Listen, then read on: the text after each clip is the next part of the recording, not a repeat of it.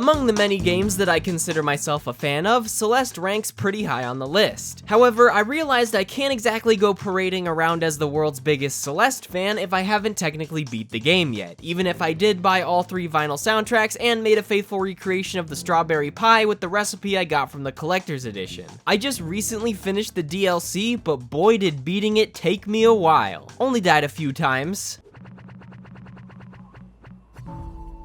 Ah yes, 3,514 times. In other words, a few. Celeste's Chapter 9 is hard. It's probably one of the hardest games I've ever completed. I can say all that I want about its difficulty, but it's kinda hard to put it into words. It's the longest chapter in the game by far, and my final death count was close to my death count in the rest of the game's A and B sides combined. I took multiple hiatuses after getting stuck in certain rooms, resulting in very spread out play sessions over the course of a year. Okay, sure, it's a hard video game, but why am I making an entire video on a free DLC update to an indie game that's been out for over 2 years now? Well, how about I hit you with my Thesis Statement? There are plenty of ways to tell a story in a video game. You can turn dialogue into gameplay choices that affect your relationships with other characters, maybe make an important character-defining moment into a boss fight, add some cool music, and congratulations, you just made Persona 4. You're not me! You're nothing like me! I am a shadow! The true self!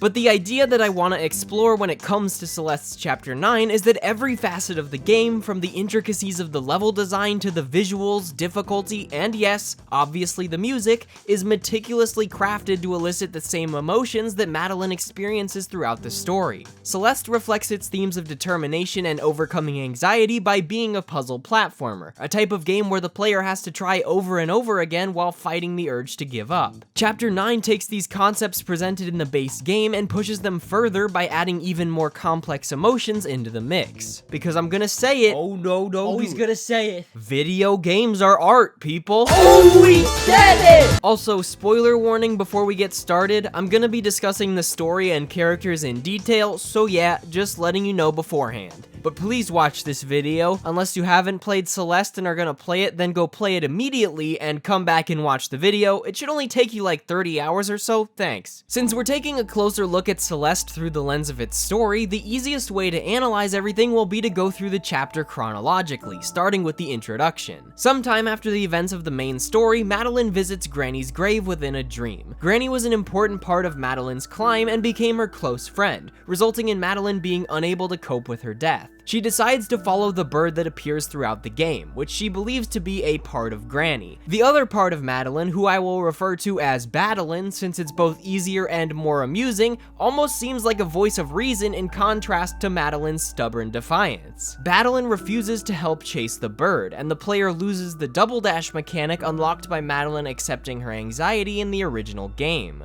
The first gameplay track, titled Fear of the Unknown, is hesitant and uneasy, reflecting the dreamlike atmosphere Madeline travels deeper within. It uses a simple 12-note melody played by a violin, an instrument used to represent the bird in the same way Madeline and Badeline are represented by the piano and synth, respectively. This melody that we'll call the farewell motif immediately establishes a huge sense of tension, and it weasels its way into a lot of the tracks in Farewell's OST.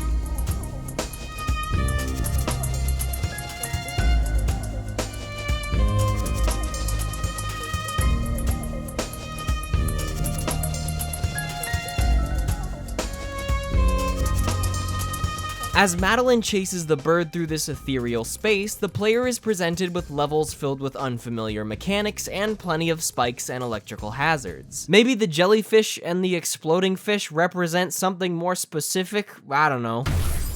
The next section of the game further complicates things. At first, the visuals and background lend themselves to the idea that the end is in sight. The background elements feel lighter and more colorful, and the level design contains more movement, sending you flying horizontally or ascending towards your goal. However, while the main melody starts with a new uplifting tone, it tends to shift back and forth with the somber motif of the previous song.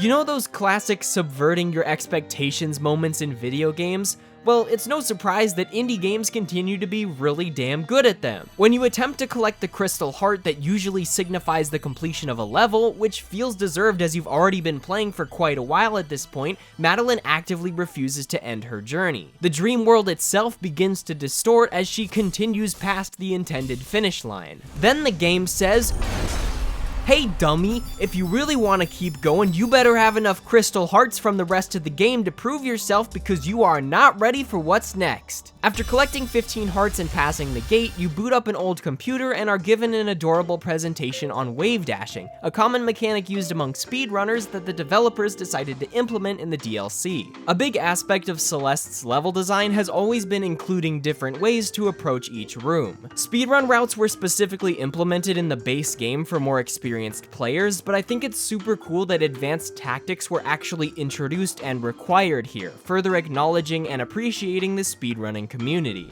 The next section of Chapter 9 is the moment where the game really shifts, as the story presents a barrage of mixed emotions. In her defiant state, Madeline thinks Madeline and the bird are working against her and that she is completely alone in wanting to somehow save Granny. Lightning strikes, the background goes dark, and the music becomes strangely triumphant as Madeline's determination spirals out of control. These are the sections where I had to step away multiple times. Each room is claustrophobic, frustrating, or filled with a complicated puzzle that I definitely didn't have to occasionally look up the solution to online. These emotions, ignoring the looking up answers online part, reflect Madeline's mental state in the story during this segment. She's gone past the point where this dream was supposed to end and is pushing herself through a nightmare. Mechanics from previous chapters are re-implemented as spikes surround just about every obstacle, ready to punish even the slightest mistake. These sections are where I remember a lot of my deaths happening. There's even a tinge of anger in Madeline's denial, reflected by the music getting a little too aggressive, or even me getting a little too aggressive because the levels were clearly designed to take a lot of trial and error. You usually can't see the entire room, which leaves you with two options. Just slam your face into spikes with no plan until you make it, or take a look through the binoculars and go, oh yeah, definitely, now I can see the entire level. Time to slam my face into spikes with no plan until I make it. After clearing rooms for what feels like an eternity, Madeline eventually approaches Madeline and tells her again to give up. She fears getting lost and knows it's all a dream. Madeline calls the other part of her selfish with the wobbly text, and continues on while the atmospheric and mysterious track Final Defiance plays. The triumphant instrumentation of the previous segment is gone, and there's very little going on at all. There's no melody or motif playing in this song, and tension continues to build as each room is almost entirely made of the rhythm-shifting blocks used to unlock B-sides. There's almost nothing left for Madeline to hold on to, both figuratively and literally. Platforming is slowed down to a methodical halt as everything has to be timed to the changing blocks. A black hole swirls in the background amidst cracked hearts and fallen buildings. The developers really went, hey, you got that saturation slider working yet? Yeah, just crank everything down, even the sprites, that's fine. Okay, looking good. I just find it amazing that a 2D pixel platformer can convey so much emotion and change the tone and feeling through these design elements alone. The way the physical act of playing the levels can make you feel in relation to the story is a testament to why I love Celeste. For example, I love playing through the early chapters. Launching around an abandoned city and through fun little rainbow space blocks is a great time, but you drop me in the dark mirror temple of chapter 5 and I'll be like, excuse me, if I see that tentacle-eyed menace one more time, I swear to God. As Madeline reconciles with Madeline, with the farewell motif and Madeline's theme playing in the background, of course, an acceptance of Granny's death and a determination to save the bird before leaving the dream cause the final sections of the chapter to open up. The levels themselves can take a breather. No longer are you trapped within Madeline's mind as she refuses to accept the loss of a loved one. The tension and sadness in the music fades away, and the titular song Farewell begins to play, building upon itself as you progress through the final rooms. The track uses the farewell motif I mentioned earlier, but in this context, it sounds determined, not afraid.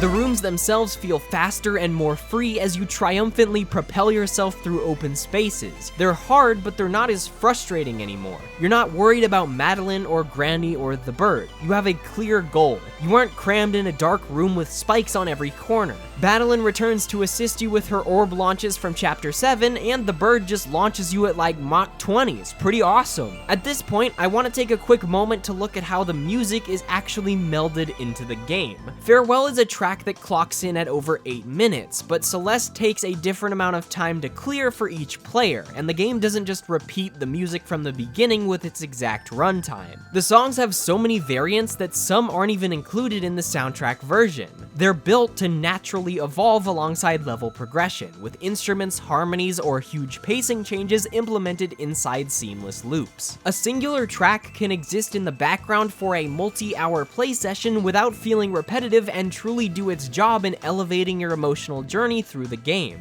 But I do want to add that when I was analyzing the game's audio project files in Fmod, I found a dialogue file called Secret Character, and I'm so upset. I can't believe they did this to me. Once you arrive at the final room, it's easy to take one look through the binoculars as it merges every new mechanic into one final hurrah and go, yeah, okay, yep, yeah, I got it. After 100 or so deaths, I was starting to get pretty frustrated again until Madeline popped out and said this.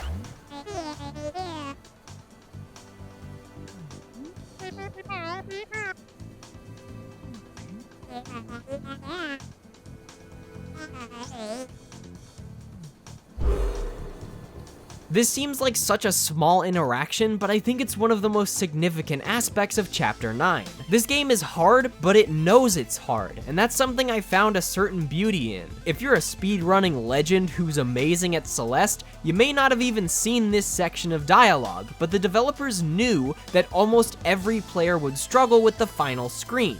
They wanted them to. What seems like an impossible task becomes a little bit easier with every attempt as you memorize the layout. After enough deaths, you might get discouraged with the distance you still have left, so they wrote in a tiny conversation where it feels as if Madeline is talking directly to the player. And after reading it, my anger disappeared. I wasn't rushing to make it to the end anymore, and as I listened to Farewell on loop for about an hour and a half, it really didn't feel like that long. The game's lead developer Matt Thorson has even mentioned that most of Celeste's levels are short on purpose, with long ones used very sparingly to raise the stakes and make the story more memorable. And I gotta say, clearing this final section that legitimately takes around 2 full minutes of precise platforming with no checkpoints definitely solidifies itself as a memorable accomplishment. The emotional relief of reconciling with Madeline channels Madeline's determination into the player and makes it that much more enjoyable to power through this last challenge.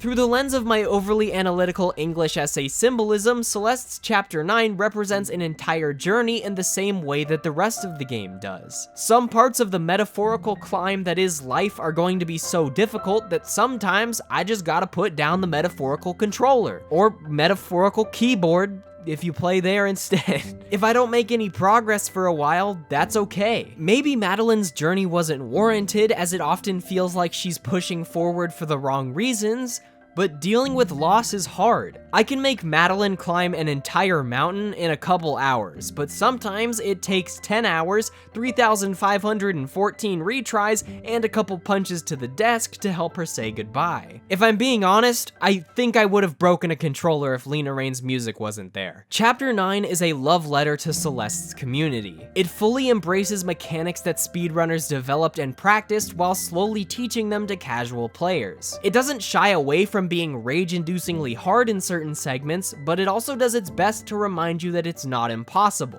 You just have to keep trying. And it's not just difficult for the sake of being difficult. It tweaks its challenge in specific ways and changes almost every aspect of its design to reflect the ideas it attempts to portray. The chapter's title, Farewell, is a farewell not only to the granny that Madeline struggles to say goodbye to, but also the game as a whole, as the story closes and the developers and artists move on to new projects. Chapter 9 tacked on even more magic to a game that will remain close to my heart forever, and I can't thank the creators of Celeste enough for the experience they've created. I said this in my previous Celeste video, and I'll say it again. To me, the magic of Celeste is found in its ability to link the struggles of Madeline with those of the player. It allows the player to share in Madeline's catharsis as she climbs Celeste Mountain or explores her own mind, and shares ideas to help the player find their own ways to deal with the anxiety they may be facing in their own life. What I'm saying is, video games are pretty dang cool. They're so cool that they basically define my entire life, and Celeste is one of the best ones I've ever played. As the woman and the bird played in one of the game's final cutscenes, I realized the main melody was just a new version of the farewell motif. It takes a sound that was once tense and fearful and turns it beautiful and bittersweet. Damn it, Celeste, you and your leitmotifs, you've done it again. Thank you for watching this video. Most of my stuff on this channel tends to be more comedy focused, but it was nice to express some heavier thoughts again for a change. If you have your own thoughts about Chapter 9 or Celeste as a whole, feel free to leave them in the comments. And if you'd like to support my channel, I have a Patreon you can check out here or in the description. Thanks again for watching, and man, if you still haven't played Celeste by now, do you really have an excuse anymore?